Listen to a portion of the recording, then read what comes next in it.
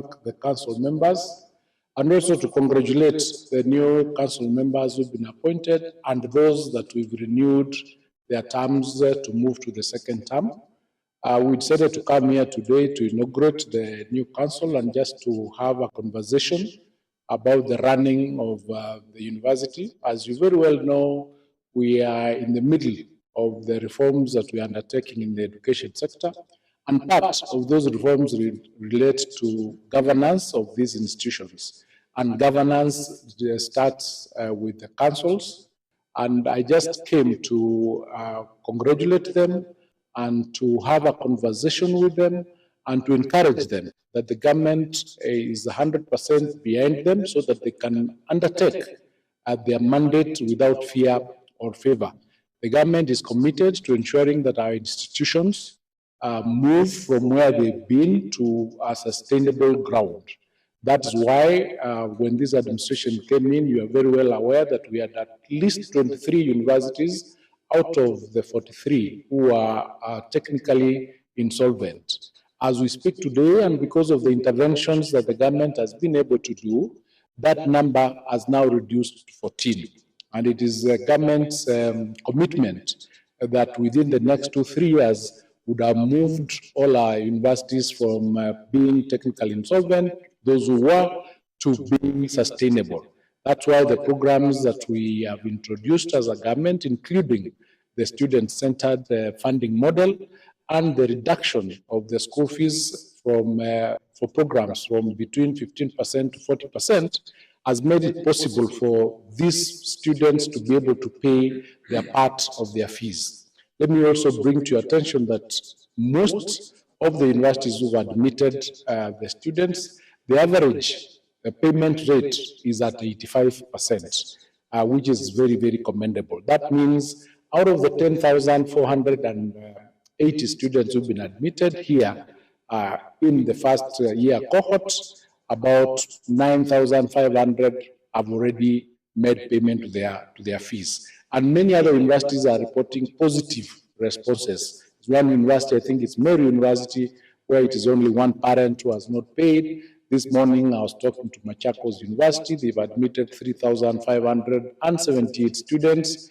Out of those, only 119 have not paid their fees, which means the programs that we've introduced are now bearing fruit, and people are comfortable paying the fees that has been allocated to them. As I indicated the other day, 68% or 60, between 60 and 68% of our students are paying an average of 28,000 shillings in their portion of the school fees. The rest, of course, is paid by government. So we thank you for the support that we are getting in this sector, and we just want to let the country know that as a government, we are doing everything possible to ensure that our students who come to the universities are supported by government. And as I continue saying, no student who deserves to be in the university and who needs to be in the university will miss their position because of their status in life. The government will support them to ensure that each and every student who deserves to be in the university will be supported by government to continue completing their programs. Next week, we are going to have a conference in Mombasa where we are going to have a discussion about our education system in the higher education, that is the university and tertiary education, as to the programs that we are doing and the linkage of those programs to the market job skills, so that we are able to now come up with a program where whatever programs we are providing in universities are those that will produce graduates who are required in the market in order for us to reduce the number of unemployment of our youths in the country. So I want to thank you. That's why we are here. And we want to thank the media for always being able to pass this information to the public and helping us ensure that this message reaches where it is supposed to reach. So thank you very much. And with the members of the National Reversal team who have issued a strike notice. The strike notice is on the basis of the CBA that we signed last year when there was a strike. They had a strike, and on the return to work formula, there was a 2.7 billion amount that was to be paid to them in the arrears portion in the month of July. and that money had not come. So we had a good discussion with them yesterday, and we are working with Treasury as we speak to ensure that that money is released within the next 2 weeks or by the end of this month. As we speak, we'll be getting some confirmation from Treasury as to which is the actual date when that exchequer will be released. And this information, once passed to WASU, they will then have a discussion and see whether it is enough for them to be able to withdraw the notice and continue with the studies until that money is paid. So we are doing something, and we are discussing between WASU, the ministry, and the Treasury to ensure as a government we have those resources availed. And we've worked well with them, and they really do not want to continue with the strike if we are able to give a concrete commitment as to when we are going to be able to release these resources. So once that discussion is done, we will get to know in the course of today and maybe tomorrow whether that strike has been called off. But we are negotiating. It is something that I'm encouraging them, that the government is committed to fulfill the obligations that were provided for in the CBA, in the return to work formula that was signed, so that we can be able to continue keeping our students in school and our lecturers in class. So thank you very much. Thank you.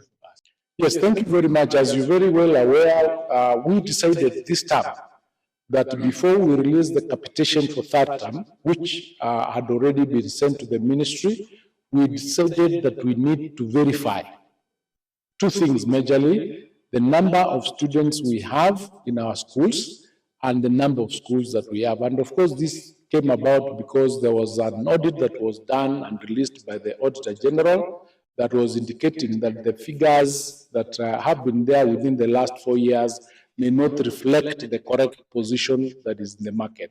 So that verification exercise has been going on, and as of yesterday, we had verified a total of over 15,000 schools.